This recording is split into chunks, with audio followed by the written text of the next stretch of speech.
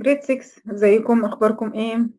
انا مس هبه، وده ساينس اكس بي. ده البارت الاخير من درس الاكسجين. زي ما اتعودنا بنقسم الدرس على كذا بارت صغيرين عشان يبقى اسهل عليك مذاكرتهم.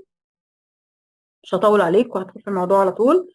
يا ريت نكون شفنا الفيديو اللي فات وشفنا الفيديوز على صفحه الفيسبوك اللي بتشرح او بتوريك البريبريشن في المعمل شكله ايه، وكل التجارب العمليه اللي تخص الدرس عشان تبقى فاهم بتقول ايه.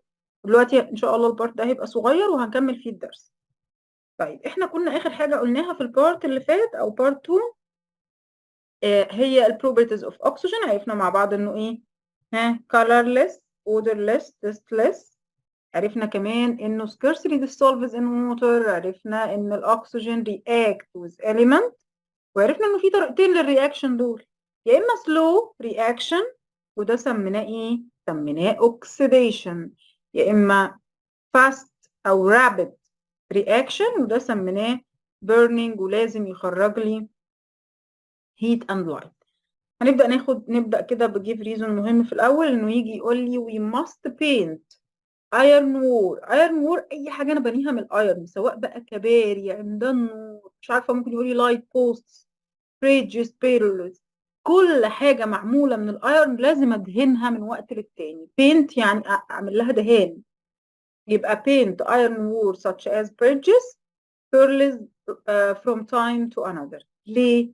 زي ما اتفقنا الايرن لو اتساب في الهيوميد اير، الهيوميد او المويست اير ده على فكره اللي هو الاير العادي بتاعنا، ساعتها هيصدي فورا او هيحصل له اوكسيديشن ويكون ايرن اوكسايد، وده والصدأ الرص.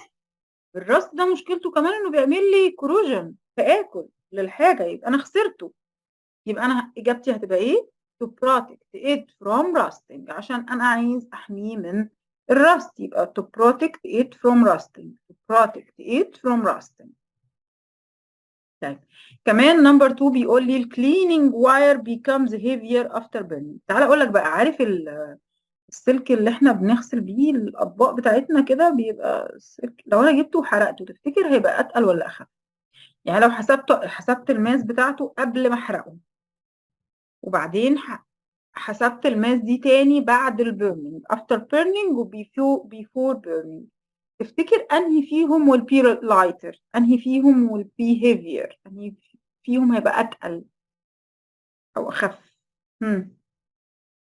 لا مش بعد البيرنينج طبعا هيبقى اتقل. ليه؟ قال لي عشان هيعمل رياكشن مع الاكسجين، ما احنا لسه قايلين الاكسجين هيمسك في ايد الايرن، فبدل ما كان عندي تقل الايرن بس بقى تقل الايرن وتقل الاكسجين كمان.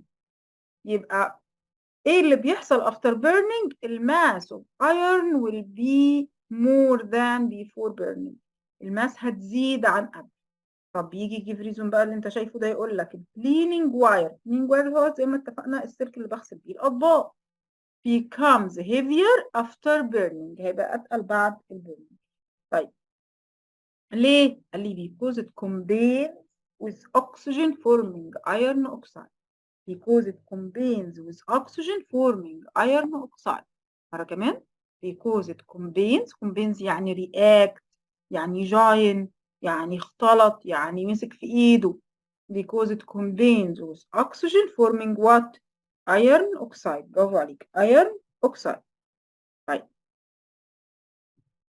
بعد كده هنبدأ نتكلم عن ال importance and uses of oxygen.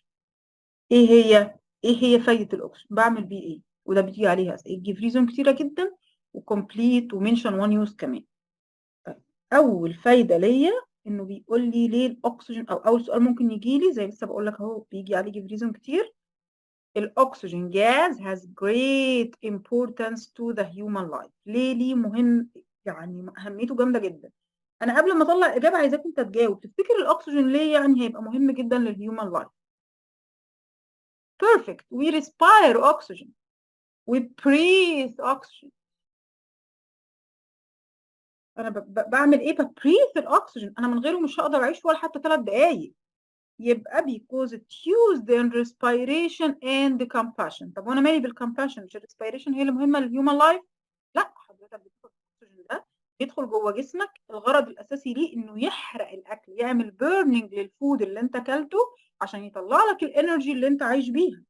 يبقى ليه الريسبيريشن مهم؟ عشان بيوصلني للكمباشن، للبيرنينج اوف فود. يبقى it's important for respiration and food compassion inside living organisms. اقدر اقف عند كلمة compassion. يبقى بس طبعا هخليها compassion مش compassion. طيب it's important for respiration and food compassion. يبقى مرة كمان give reason oxygen gas has great importance. ليه؟ because it's important for respiration and food compassion. ده أول حاجة ممكن تستفيد بيها، دي أهم حاجة أصلا. طيب تاني حاجة كمان بيقول لي غير إن هو مهم جدا للفود كامباشن والريسبيريشن، كمان الووتر اللي احنا بنشربه لسبب أساسي في حياتنا بيتكون من إيه؟ 2 hydrogen atom and 1 oxygen atom. يعني الووتر ده عبارة عن إيه؟ قال لي الووتر عبارة عن 1 من الأكسجين جاز ماسكة في إيديها من الناحية دي 1 هيدروجين جاز، ومن الناحية التانية 1 هيدروجين جاز. يبقى بيعمل اوبس. يبقى الووتر بيتكون من ايه؟ يبقى زي ما اتفقنا انه الووتر بيتكون من 1 اكسجين اتوم و2 هيدروجين اتوم. وخد بالك ان دي كومبليت على الجزئيه دي. يبقى كمان الاكسجين بيساعد في تكوين الووتر، فورميشن اوف ووتر. اقدر استبدل كل الجمله دي كده بفورميشن اوف ووتر، فورميشن اوف ووتر. دي تاني فايدة. يبقى أول يوز كانت إنه important للrespiration and the combustion. تاني حاجة الفورميشن of water. طيب نمبر 3 إن الووتر كمان خلاص عرفنا احنا المعلومة بتاعت الووتر. تالت حاجة إن أنا عندي الجاز اللي احنا فاكر في أول الدرس لما قلت لك إن الاتموسفيريك لاير أو الاتموسفيريك اير هو اللي protect the earth from harmful radiation اللي هي ultraviolet radiation which is very very dangerous for the human life. ايه اللي بيحمينا بقى منها؟ طبقة معينة في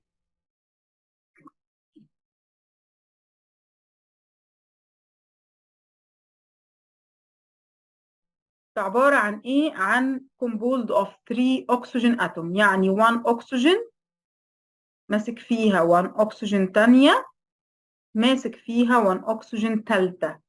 يبقى 3 oxygen atoms، 3 oxygen atoms. حلو قوي. طيب ايه كمان من اليوزز بعمل بيها ايه؟ يبقى هو لغاية دلوقتي عندي الفورميشن اوف ووتر والفورميشن اوف اوزون جاز. والاوزون جاز ده هو اللي protect the earth from harmful radiation. عشان بيجي يقول لي give reason. الاوزون very important to the earth because it protects the earth from harmful radiation. كمان الاكسجين compressed in iron cylinder، يعني بنعمل بيه اسطوانات كده مضغوطة مليانة بالاكسجين، وبنبدأ نستخدمها في حاجات كتير جدا. انت بتشوف بنفسك لما حد يكون نازل يعمل دايفنج بياخد معاه الايرن سلندر اللي مليانه بالاكسجين. اما حد يكون هيطلع جبل هيعمل كلايمبنج برضو بيستخدم الايرن سلندر اللي فيها اكسجين. يبقى الاكسجين compressed in cylinders وبيبدأ نستخدمه بقى في ايه؟ سيرجريز، الجراحات اللي هو التنفس الصناعي، during diving and climbing mountain. كل دي uses للأكسجين. طيب بيجي give reason يقول لي هو أنت ليه لما تكون طالع الماونتن لفوق بتعمل climbing mountain use oxygen؟ ليه محتاج أكسجين؟ قال لي because oxygen is heavier than air. يبقى ليه؟ عشان الأكسجين heavier than air. وإيه يعني لما هو يكون heavier than air؟ لأ، ما هو بينزل كله لتحت. فلو أنت طالع فوق الجبل هيبقى الأكسجين قليل فهتحس إنك مخنوق. فلازم يكون معاك الأكسجين سلندر أو الأيرون سلندر اللي مليانة بالأكسجين. يبقى رابع استخدام للأكسجين عندي أنا قلت لغاية دلوقتي إيه؟ قلت إن هو used in respiration and burning. تاني حاجة formation of water. تالت حاجة formation of ozone gas. رابع حاجة compressed in iron cylinder. والايرن cylinder دي انا بستخدمها بقى في surgeries climbing mountains. وبيجي give reason يقول لي give reason الاكسجين cylinder used oxygen cylinders used in diving and climbing mountains. ليه؟ because oxygen heavier than air. heavier than air so الديكريز as we go up، كل ما هنطلع لفوق هيقل. طيب كمان في الميكانيكال فنتليشن اللي هو زي ما قلت لك التنفس الصناعي، ده برضو بستخدم فيه السلندر بتاعت الاكسجين سلندرز. كمان الاكسجين ان يوزد. الاول احنا كده خلصنا لغايه A B C D، انا كده خلصت لغايه C، ده كده استخدامات الايرون سلندرز. طب امال ايه دي نمبر 5 بقى، ان الاكسجين used in cutting and welding metals، انا بستخدمه في قطع المعادن، الحديد التقيل ده ازاي اقطعه او الحمه؟ بستخدم الاكسجين الاكسجين ازاي؟ قال لي بخلطه مع جاز تاني اسمه اسيتيلين جاز، يبقى سر كده تكون عارفه، الاكسجين بلس الاسيتيلين جاز بيعمل لي ايه؟ بيعمل لي حاجه اسمها اوكسي اسيتيلين. اوكسي اسيتيلين فليم، لهب شديد جدا اللي بيعدي منكم على اي شيء، على حداد، حد بيشتغل في الحديد بيشوفه هو مغطي وشه بقناع كده، او حتى بتيجي في التلفزيون احيانا، والمهندسين او العمال اللي تحت ايد المهندسين بيستخدموها على طول. ومشغل لهب من كتر ما هو سخن جدا لونه ازرق، ده اللي بيعمل او بيقطع بالميتالز.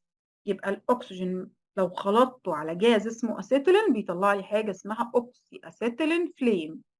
اوكسي اسيتيلين فليم، ودي بتيجي كتير جدا scientific term. الاوكسي اسيتيلين فليم هو ايه؟ flame which used in cutting and welding metals، قطع والحامل معادن. طيب درجة حرارته من كتر ما هي عالية هي قد ايه؟ 3500 سيليزيوس ديجري. يا خبر ابيض، الرقم ده عليه حفظ؟ the temperature of oxyacetylene flame reaches to 3500 Celsius degree.